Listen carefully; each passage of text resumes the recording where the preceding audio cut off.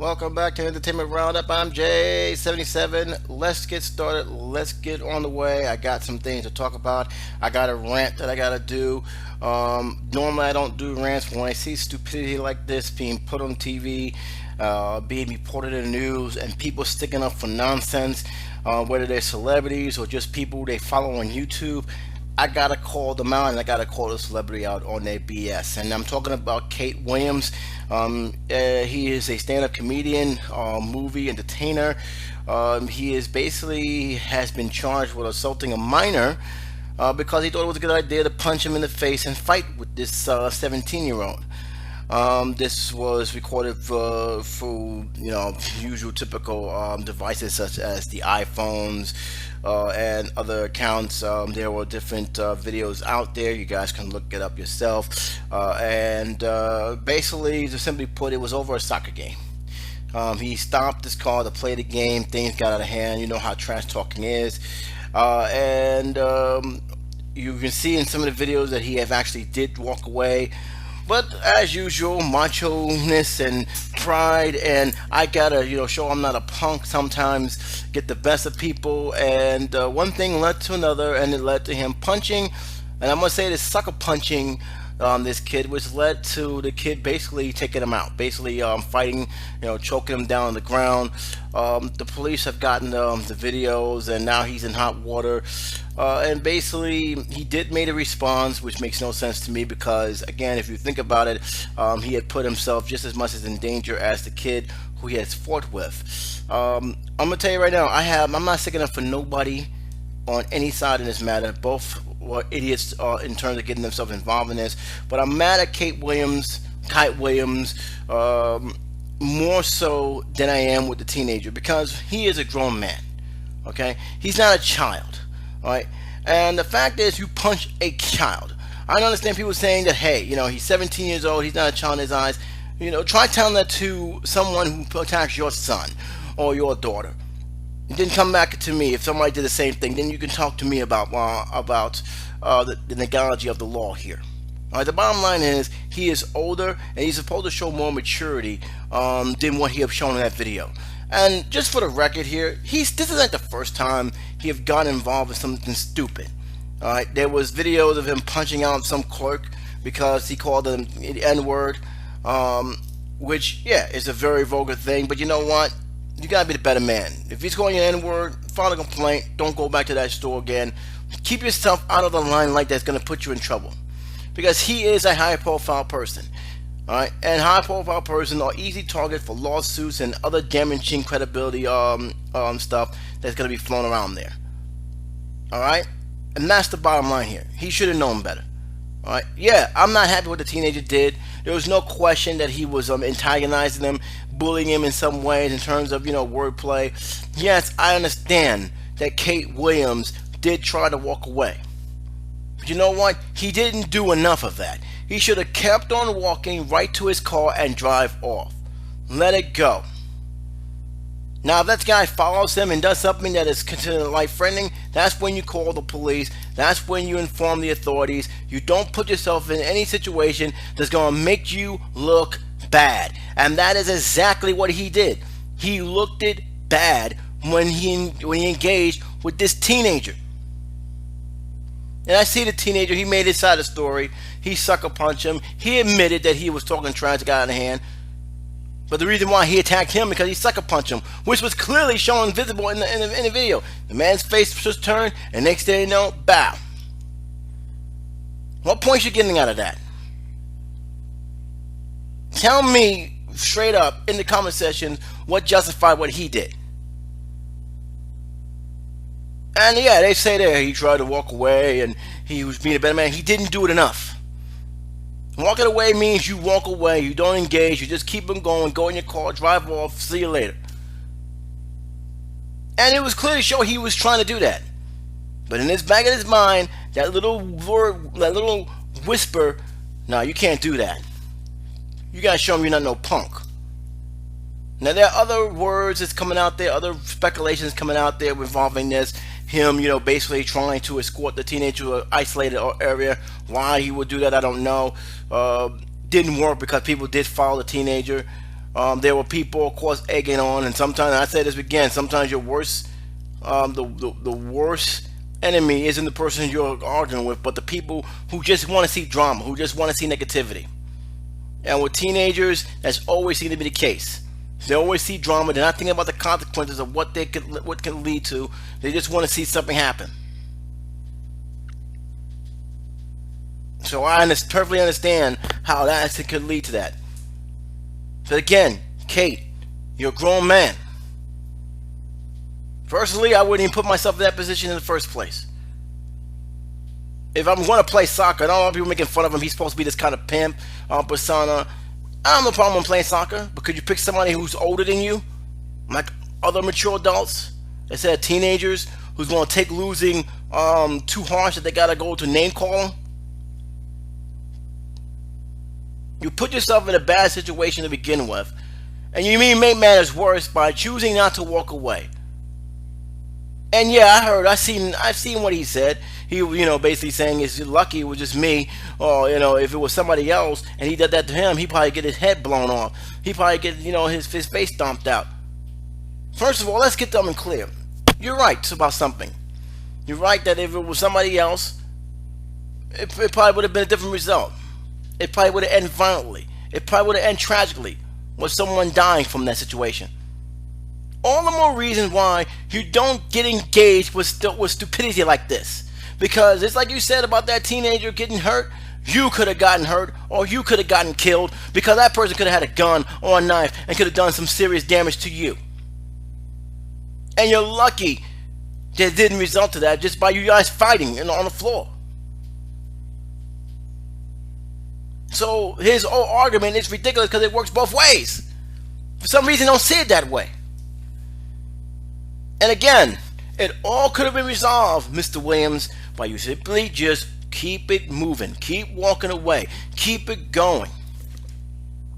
These guys arguing, he's upset, you know what, fine, good game, thank you very much, I'm on my car, I'm out. If people want to call you a punk for that, so be it. You better be a punk, free, not having any problems in terms of law, not having any issues in terms of your health, not worried about, your life being threatened. You're gone, he's good. The only person going to look like an idiot is this teenager. He would have been the wrong. Everybody would have said he was in the wrong. I would have said he was in the wrong. He's still in the wrong for what he did. I'm not justifying what he did. But still, regardless of his age, whether it's 17 or 15, he's still a teenager. You are a grown-ass man. Act like a grown-ass man and basically be the better man and just walk away and leave that thing alone. But again, there's this macho mentality that goes on with some of us. Not just K1, but a lot of the guys I know, me included. I've been dealing with that situation. It didn't help me in some certain things over the years. Sometimes being a better man means walking away. Don't put yourself in a situation that's going to make things worse. He said a couple of stuff, let him. Let him. Don't entertain that. Because now, you find you facing charges, and I think the charge is going to be pretty much canceled out because both of them have the same charges. It all depends on how big the prosecution is going to go, and from what I'm hearing lately, it doesn't look like it's going to go too far. Doesn't mean you can't get sued by the parents. Doesn't mean your reputation could be damaged, and doesn't mean that you could become a liability for those who may want to hire you in terms of, stand-up or movies, but may consider you too much of a risk to do so because of your temperament. And I gotta stress this to everyone, this ain't the first time it's happened. And what really got me mad is that every person who's a fan of K. Wayne want to stick up for him like he did something noble. He didn't do nothing noble. He embarrassed himself. Please stop justifying stupidity. There's nothing here to justify what he did. The teenager was stupid for enticing a fight, for getting in a man's face, for acting bold. K. Wayne was stupid for engaging in the stupidity, for allowing himself to lose control and to basically ultimately punch this kid in the face. You know it's wrong. Stop justifying it. I'm tired of people justifying because they're celebrities and they should be and what they do is an excuse. because they're celebrities. It's excusable. Nothing excusable about that. The video proves that. There was a whole lot of wrong going on all walks of the corner of that video. Kate was wrong. Teenager was wrong. The people who were surrounding, who was egging that on, was wrong. No one was right in that video. So don't justify that.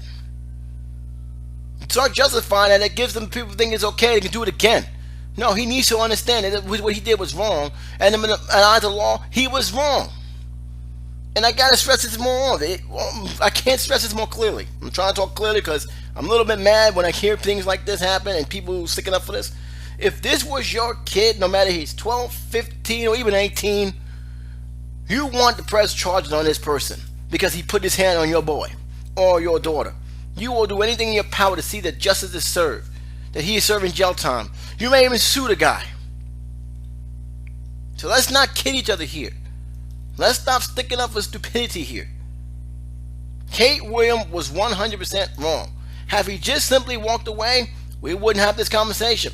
In fact, we would say, yeah, he did the right thing by walking away. He probably was upset, but you know what? He did the right thing. He was a better man. He walked away, and you know what? No harm, no foul. And if anything, the teenager will look stupid. But he didn't walk away. He didn't go to his car. He basically put himself in the fire even more. Walk away. Is your pride that deep that you gotta engage in fighting a teenager? Which, by the way, you lost. That's even more embarrassing. So no, I'm not. You don't get no points for that. And from what I'm hearing lately about the family being concerned for him because he's been out of control, about the other past histories, there is no reason why people should be sticking up for him for that. None. I'm tired of people sticking up for celebrities just because they're celebrities. There is no reason why Kate Williams should ever engage or put himself in that situation where that will lead to what it had led to.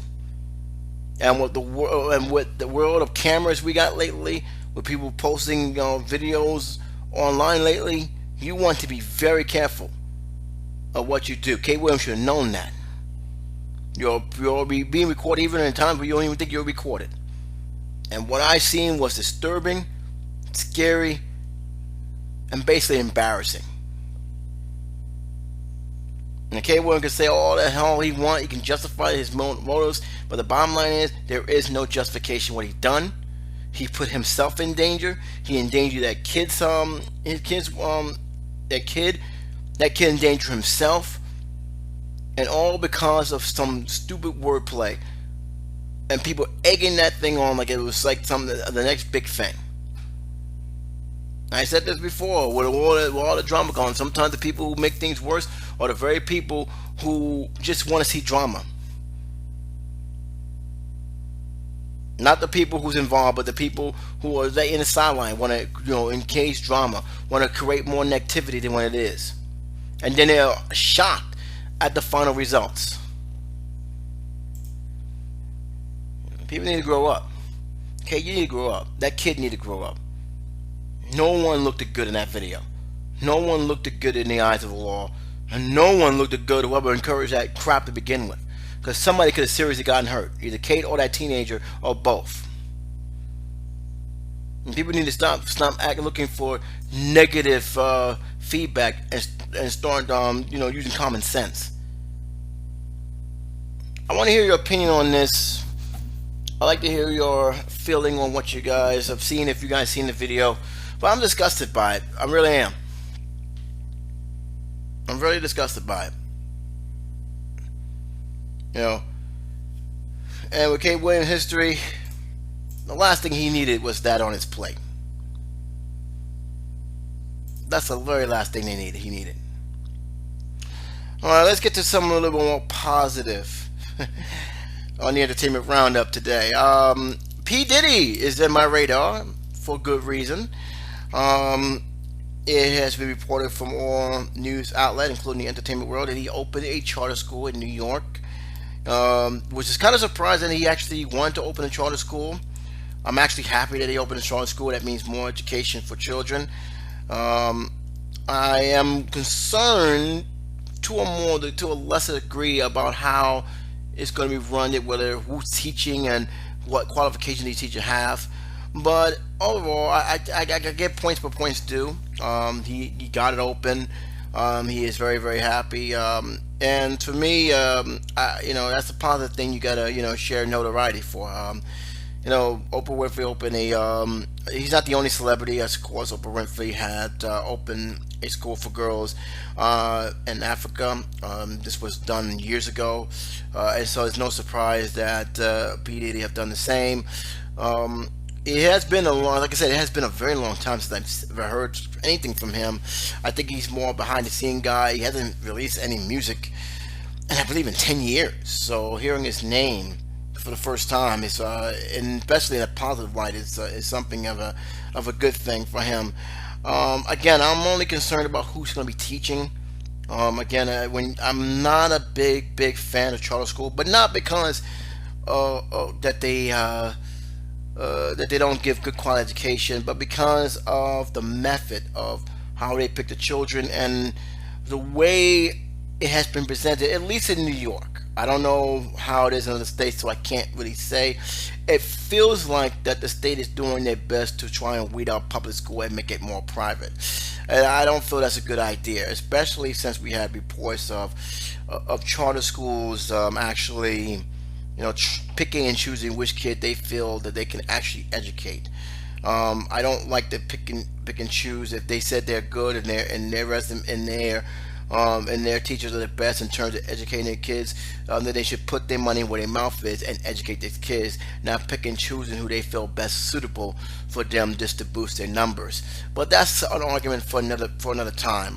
The important thing is, it is open. P Diddy have done it. He's very very happy he's done it. I'm happy he's done it. And again, education being a hot potato for a lot of parents and even those teachers who are involved with education. It's always nice to see a school open, regardless public or charter. You only hope they have the resources and the tools that is needed for the children to learn. And if P Diddy is doing that, he's funding this along with anyone else who's involved in that. That's always a positive. So good job with you guys. Good job with you, man, P Diddy. These guys have so many names that I actually don't know what to call them these days. Once it was Puff Daddy, and then it's P Diddy, then P Diddy Combs. I'm assuming it's P because that's what the name he's gone to these days. So trust me, it's very very hard to find out what he's gone by. It's the same thing with Snoop Dogg. I know he's known as Snoop Lion these days or Snoop Tiger. He's for always be Snoop Doggy Dogg, to my opinion. I just can't call him Snoop Lion. I know he's doing other music. Haven't heard it yet. You guys want to give me a link to his channel? Let's to hear this new sound flavor. I'll be more than happy to listen to it. I just haven't heard from him yet. The last time I heard from Snoop was in Epic Rap Battle History. One of the best Epic Rap Battle History they have done by none. But him saying Snoop Lion, I can't do it. Let's go to the movie news. For those who are wondering where's part two of it, it is coming out. I'm going to do it this weekend, pretty much after the Entertainment Roundup video. I just wanted to talk about some rumors that's been going on here. As you all know, we go into this retro thing that's been happening lately. We've been hearing stories about the Ghostbusters. Been 30 years now, and now we got the new movie. Not many people seem to embrace the trailer. I've seen the trailer. I know I haven't made a comment on it, but I can see why people is mad. The trailer leaves very little to the entertaining eyes. I did like how they did the ghosts in the library this time, but it's still, it's odd considering that there's more technology, yet for some odd reason, the old technology, which was very limited. And let's be honest, when it came to Ghostbusters, there was very little ghosts in that movie. But I think the stuff that did work well and still stand out today versus the CGI. technology. And for what I understand, they actually did have a real person and then they CGI around it. I know that's the kind of technology they did. But for some reason, it seems to be less appealing than the movie that came out in the 1980s. It's kind of weird how that works, but I think the problem with the Ghostbusters trailer, at least from my opinion, is that it doesn't give us anything new. It feels like the watered down version of Ghostbusters 2. And I might tell you right now, for the record, I enjoyed Ghostbusters 2 for what it's worth. It wasn't Ghostbusters, but then again, when you look at the two thing, Ghostbusters 2 is more child friendly, and pretty much a rehash of what Ghostbusters 1 was. Than the original, which was still fighting to get a PG rating kept on a movie, and was more geared for adults than anything else. I think the animated series had really hurt the sequel more so I think people realize because it really did move that more child friendly situation. I see this happening with this movie. I don't see this film being PG-13. I think it's gonna be PG. If it's PG-13, I'd be very surprised because nothing in that trailer tells me that this is PG-13. Even though they did have more adult humor jokes, which I didn't laugh at. I'll be honest with you. It does feel that they dumb it down a little too much, and forgotten why the first one still holds up today. With that being said, first impression is everything. I want to see if they're going to make a second trailer. Trust me when I say this. Colombian Pictures, along with the actors and when I say actresses, are well aware that many people was not impressed with that trailer. I think the biggest mistake was with that trailer was that they actually referenced the original by saying 30 years ago, for a scientist, which by the way it was three. Winston was not a scientist; he was an employee for hire. He had nothing to do with the science of the film. Four scientists saved, helped protect the city. Now a new team will answer the call, basically saying that this is a continuation of the first two. When reports said it's not. So again, I think by them doing that, I think they actually insulted the fans, even moviegoers' intelligence, because they're well aware this is a brand new take on the Ghostbusters. This is a reboot. That's what it is. A reboot, remake, what we would call it. It's starting from zero. It's starting from the ground down. There is reports that they want to do other stuff related to the Ghostbusters. The original director of the first film, two films, have already stated they have opened the Ghostbusters lot at Columbia Pictures, I believe. So there's going to be other properties they're trying to push out. But I tell you right now, if this film is like what the negativity is, it's going to be a very hard push because again, fans are not feeling it. Now, am I thinking it's because of the gender that people hate on it? I don't think so. I really don't, because even I was saying why all ghost women goes, but after a while I said, you know what, fine, it's good as long as the film is good. I don't care. I feel that they're trying to push a quota, yes, but do I feel that that these women can handle it just as well as the men does? Absolutely. But with that being said, I honestly don't feel that this trailer have done any justice to the film, because again, it just reminds me I should be watching the original. I should be watching the very first one. And that's the one thing I think the trailer hurt of the most, is that it didn't tell me that nothing sinks my teeth into this movie. Nothing has grabbed hold to me that says this movie is going to be great. This movie is going to be great. There's going to be a lot of originality here. I don't see that.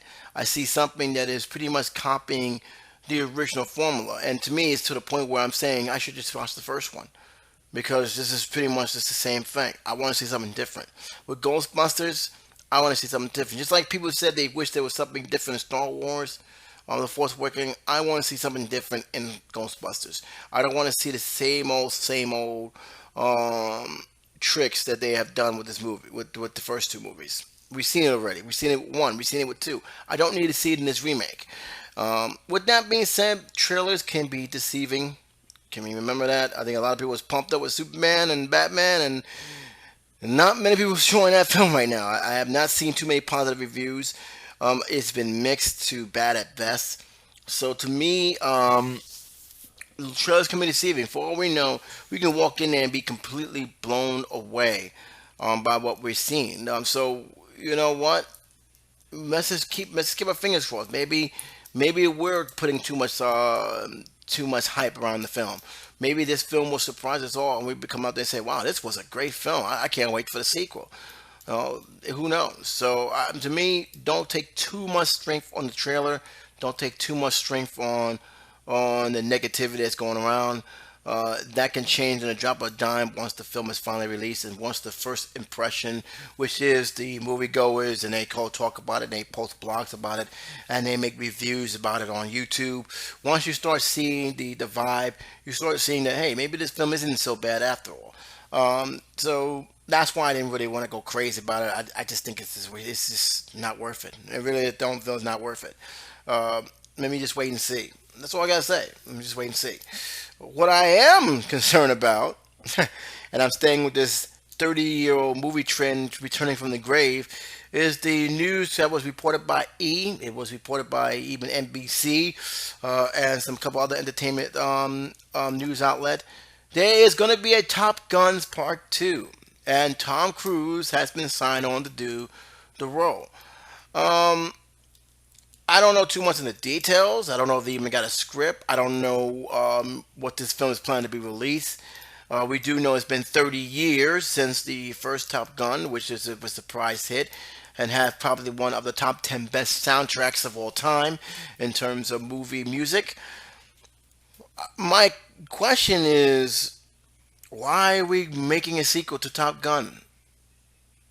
I I never saw, even when there was rumors 10 years ago about this, I never saw Top Gun as sequel material. If you look at the film, what is Top Gun really all about? A bunch of guys training in the Air Force. That's basically what it is. They make it be known in the very beginning of the movie. That's what Top Gun was a nickname for it. That film was a love story. It wasn't really much of an action film. You even look at the poster. I mean, it had bad boy Tom Cruise and his woman he's gonna be with in the film. It was basically mostly a love story. Whereas over the years, I had been poking fun for the how for the innuendos that was doing, which I didn't really pay attention to. Some people brought it up, but it was really a drama film. It was not really based too much on action. So what's the sequel going to be about? Him coming back to train the new generation of guys who's going to be in the Air Force? Because that's the only thing I can see of that film being that way. A next generation fighter pilots.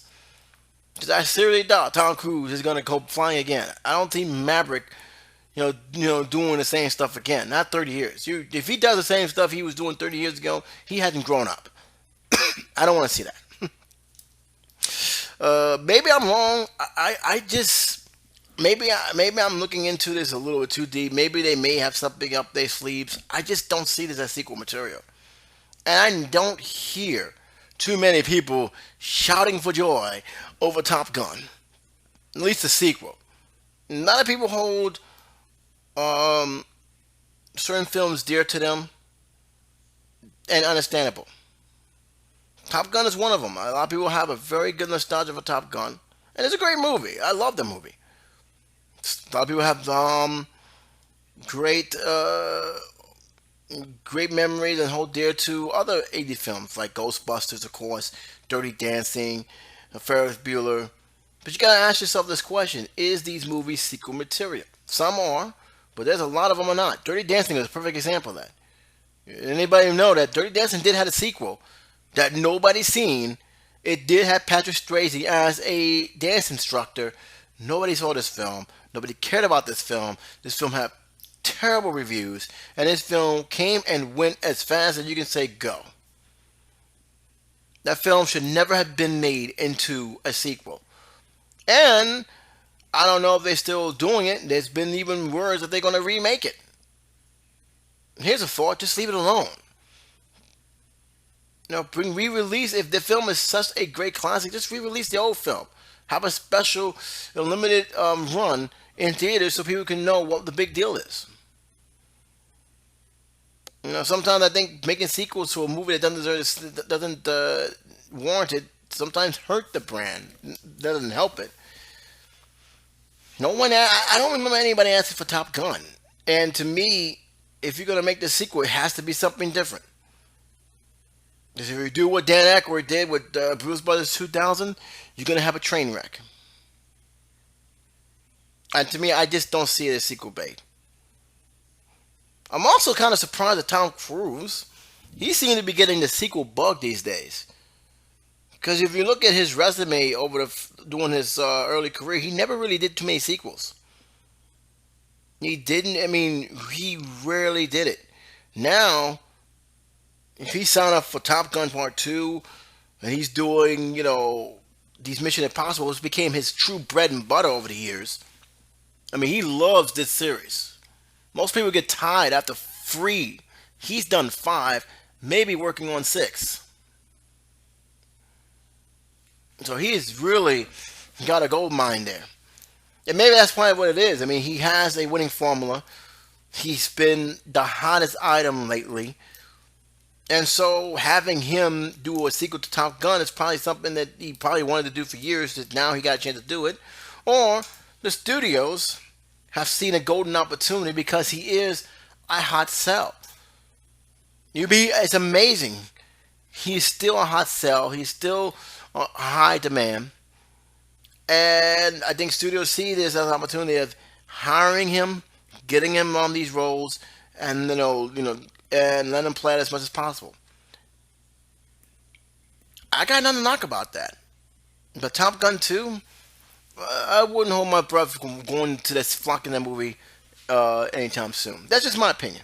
But it is kind of interesting that Tom Cruise is more hotter now in terms of box office revenue, in terms of generating the big bucks for them, than he ever was in his last 20 years. If you look at his career, it's kind of weird. He didn't have the Sean Connery career where he was big and then he disappeared, made a lot of bad movies, and he had a very interesting year where he had a very strong career in the 80s. He had a so-so year in the 90s, and bounced right back up in the new millennium.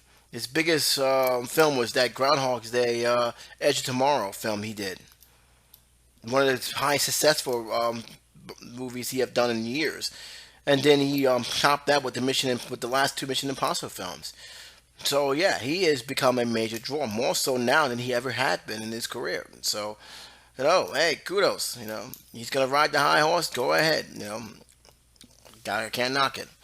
What else to talk about? Harrison Ford.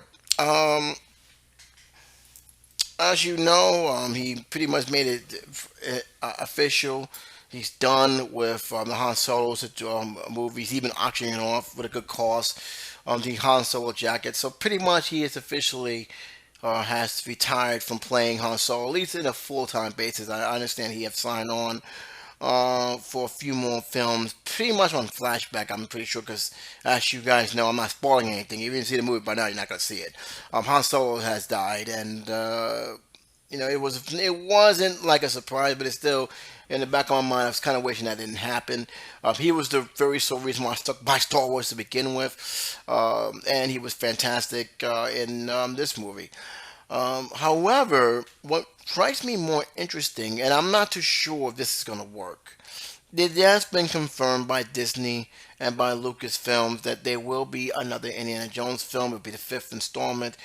And even more shockingly, Steven Spielberg is set to direct, and Harrison Ford is expected to star.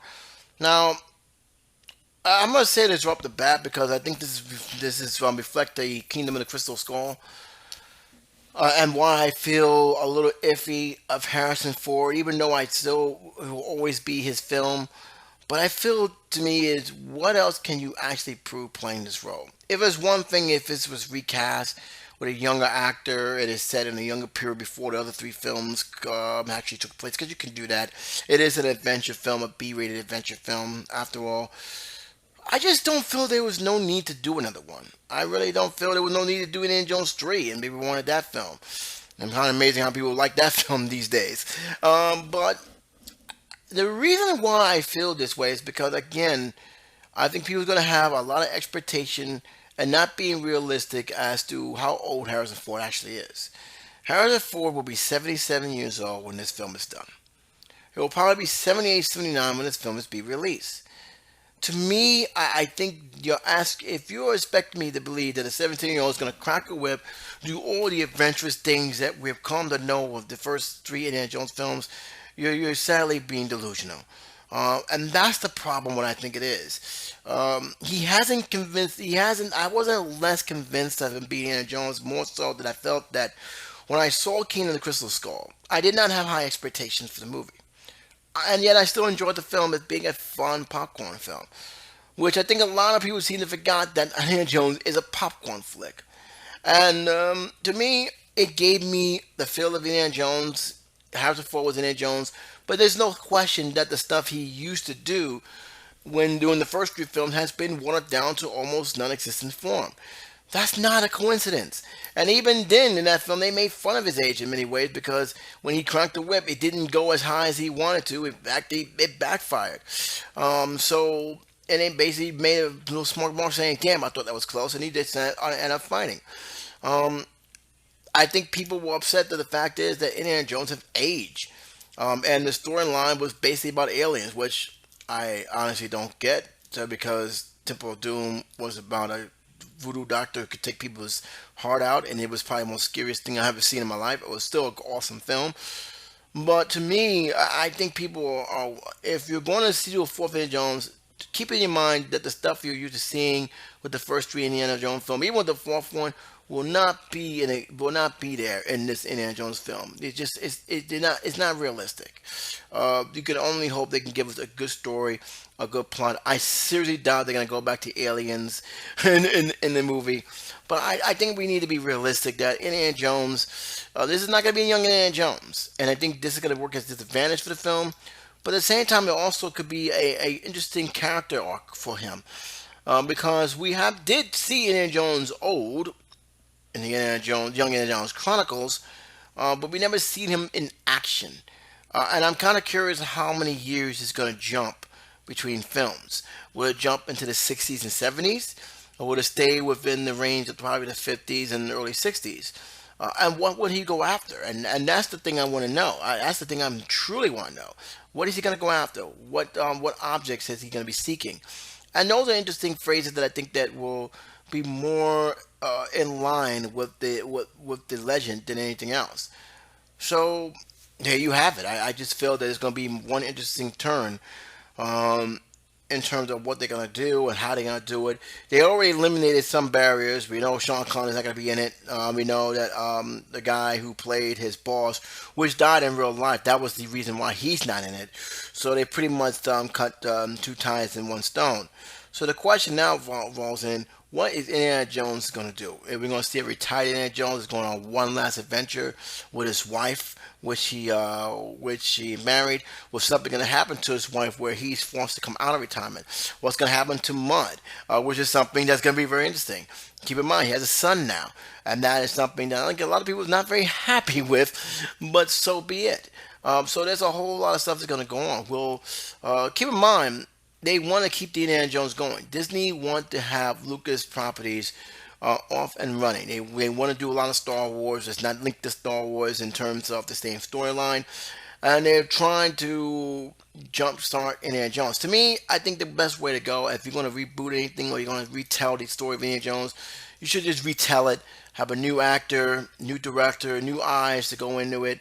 I think that would have been the best route to go. I'm happy Steven Spielberg is still directed. And again, kind of shocked he is, because lately he's been doing more historical, biblical biopics than anything else, and he's doing a great job with that. I'm no knock with what he's doing, but I never really felt he will ever again return to that mega blockbuster Spielberg that a lot of people have grew up with during the 80s, even into the 90s. I figured that this is now the new Steven Spielberg, where we're going to get a lot of films that are more based on history than film that is going to be set to explosions to dazzles with special effects. So I never really thought he would actually return turned it. I thought that that film was done because keep in mind he didn't want to do Indiana Jones 4. He really did not want to do Indiana Jones 4, but he was convinced by Harrison Ford. He was convinced by George Lucas, and despite his feeling what George Lucas was trying to do, he because they were good friends, he actually went with the Alien type. But again, I never really sat here and said, "Wow, he's can't Steven Spielberg's going to come back to this." I didn't see it, so the fact that he's been announced of it, you know what? It says a lot. It really says a lot about what about his passion towards his film, and maybe he does have a passion more so than anything else because he didn't have to sign on for that. Again, he could have done. You just walked away from it. That was in my past life, and that's it. But he's signing on to it, and the same thing with Harrison Ford. There was rumors even before that the only reason why he wanted to come back as Han Solo was because he wanted to do an Indiana Jones film. He really did. And I'm like, wow, this guy really having an attachment to Indiana Jones. He wants to crack a whip, but he doesn't want to play that Han Solo character for some odd reason. Um, Harrison Ford is a great actor. I'll watch it because of the fact that he's there and because Steven Spielberg's name is attached to it. But I'm not going to put too much high hope in it. Again, I'm going to go in there saying it's another Indiana Jones film. I watch it, I'll see it, and I'll give my fair assessment to it. That's the best way I can do. All right. Last but not least, let's go to the sporting world that you guys have been known about. Baseball is finally coming after the preseason, some scares and everything else. Um, I'll stick with the Mets. Mets are expected to do big things. A lot of people was happy with them making the World Series. Didn't win the World Series, of course. That was Kansas City. But I'm very proud of the Mets. They're not my team, but I'm very proud that they represented New York the best way they could. They had a great year that year, a shockingly good year. No one, including my in their right mind, thought that they were going to go to the World Series. I thought they were playoff competitors. I thought they were going to clinch the wild card. I thought they was going to be there. I just didn't think they was going to go as far as going to the big dance. So that did shock the hell out of me. Kansas City played them probably the best way they could with defense, small ball, basically, ground and pound. And I do expect them to have a tougher time, but I still expect them to be back in that dance. I think they got the pitching staff to do it. I think they got the hitting. If they stay healthy, I think that's the one weakness about the Mets. I think the Mets are not a very good bench team, and they need to have their starters both in the pitching lineup as well as the batting lineup to be as healthy as they possibly can, because that's going to be the key of them actually going back to the playoffs or missing the playoffs, because they still have that's a chance that they can actually miss the playoffs. The same thing goes with the Yankees. I'm going to tell you right now, I have more faith with the Mets going back to the playoffs than I do with my Yankees. I'm a huge Yankee fan, but I got to call it like it is. I don't feel like this team is going to have a winning record. I really don't. I think this team will do just enough. I think they'll win probably 83, 84 games. But I don't see this team really doing that much an impact. I think Toronto's is too strong. I think Kansas City's too strong. I think that whole entire West, the American League West, is better than the Yankees. And a lot of reason is that they still got a lot of aging bats. I know they're trying to get younger, but they still got a lot of guys who are not as in the youth anymore, who they're going to rely to do the long ball and to basically get on base. And I think that's going to hurt them down the road. I am not comfortable with their starting pitching. Even though Tanaka is there, you still got to take account of the fifth starting pitcher, which is Santana, has been announced. Can he stay healthy? Can he get the big outs that's necessary? I don't see that. I think that for them to have a playoff caliber season, just a playoff caliber season where they can make the wild card, they need to have two pitchers at least win 17 or 18 games at least. If they can get those two guys and have a good pitching and they have a good closer, I think they'd be okay. But I don't have that comfortability that they're gonna just it's an automatic shoe in for them. I think Baltimore's gonna be better. I think Boston's gonna be better. I think Tampa Bay is gonna be better. I think Toronto's gonna be better. I think Cleveland's gonna be better. I really don't. I think Texas and also Houston and also Seattle's gonna be better. You got a lot of teams that I felt gonna be better than them. That to them making the playoffs with the lineup they got right now, I'm just simply not buying into it. I simply think there's a whole a whole slew of problems right now. If I had my pick of who will make the playoffs right now, if I was forced to do it right now, the early predictions, I say Toronto. I'll say just out of a whim, I'll say Cleveland. I think they're gonna surprise a lot of people. I think that the wild card's gonna come in the West again. I think that Texas will definitely be there. And I'll also give it to Houston one more time. I think Houston and Texas is going to be there. But I think Los Angeles, I wouldn't fall asleep on Los Angeles Angels. I wouldn't fall asleep on their ability to actually squeak in there. I don't think they're going to win the division. I think that's still going to be with Texas. But I do believe Los Angeles is going to be a big threat here. If I gotta pick a second wild card, I'm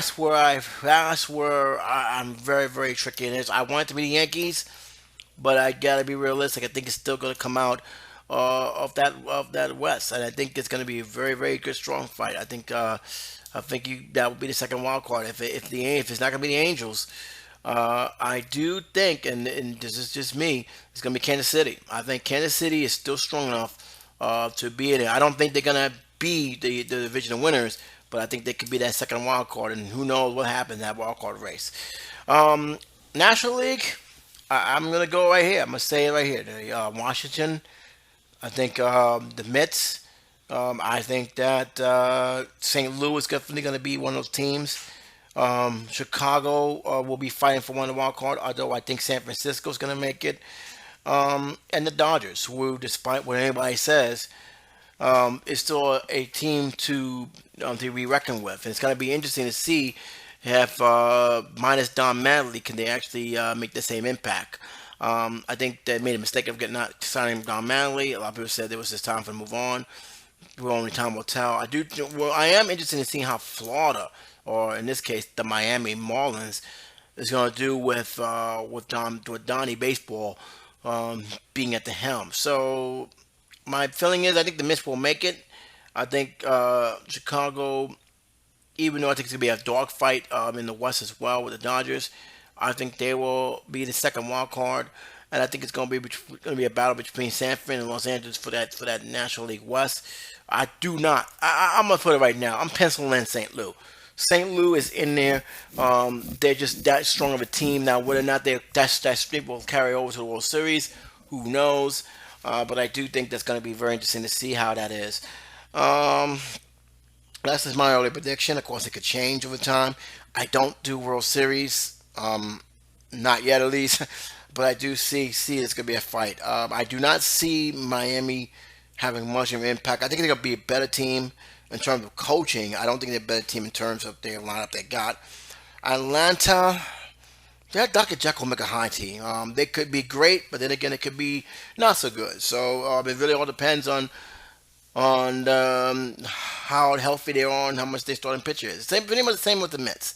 The Mets, if they're healthy and they do what they did last year, where they can, where they can make traction and make some noise and get the big hits when it's necessary, they make the playoffs. It's hands down they make the playoffs. They got too good of a pitching staff not to make the playoff. Their pitching staff is not going to be the issue. It's going to be their lineup. That's where the issue is going to fall, and that's where a lot of people are going to be concerned more so, especially if you're a Mets fan. You're going to be more concerned about their starting lineup than their starting pitching. That's just my opinion. All right, guys, that's it for this week. I'm glad you guys listen in. Entertainment Roundup is a proud partner of MatterExpression.com through YouTube, also through Daily Motion and through Springboard. So for more information about this podcast, along with other podcasts that is done through Matic Expression, just go to MatterExpression.com, get those guys to check out. You won't regret it. Express yourself, gentlemen. Until then, this is J77 saying take care, be safe, and I'll talk to you soon. Bye-bye.